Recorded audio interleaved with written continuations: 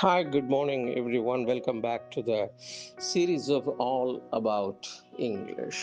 Hot potato அப்படின்னு ஒரு இடியம் இருக்கு. அதனால கொதிச்சுக்கிட்டு இருக்கிற வியாபாரம் ரொம்ப கான்ட்ரவர்ஷியலாக முரண்பாடாக இருக்கக்கூடியது, சென்சிட்டிவாக இருக்கக்கூடியது, கஷ்டமான ப்ராப்ளம். அதை யாரும் அதை போய் தொட விரும்ப மாட்டாங்க, அதை டீல் பண்ண விரும்ப மாட்டாங்க அப்படின்ற அர்த்தத்தில் இதை சொல்லியிருக்காங்க. ஹாட் பொட்டேட்டோ கொதிச்சுக்கிட்டு இருக்கிறது. பொதுவே உருளைக்கிழங்குல கொஞ்சம் அவிச்சு விட்டு பார்த்தோம்னா அதன் சூடு ரொம்ப நேரம் தங்கியிருக்கும்.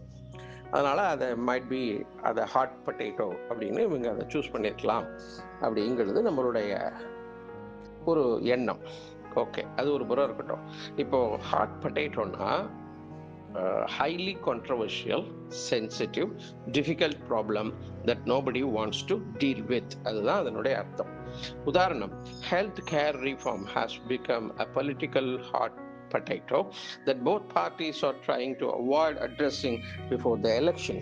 எலெக்ஷனுக்கு முன்னாடி இந்த ஹெல்த் கேர், சுகாதார மறுமலர்ச்சி, ரீஃபார்ம், அதை சீர்திருத்தம் பண்ணுறது அப்படிங்கிற அந்த விஷயத்தை யாரும் ரெண்டு பார்ட்டியும், எதிர்கட்சியும் சரி ஆளுங்கட்சியும் சரி, தொடுறதுக்கு பயப்படுறாங்க. காரணம் என்னன்னா, அது ரொம்ப சென்சிட்டிவான issue, very difficult to deal with. அதை தொட்டோம்னா பலவிதமான பிரச்சனைகள் வரும் என்று அஞ்சி அதை தொட மறுக்கிறார்கள் அப்படின்னு சொல்லியிருக்காங்க.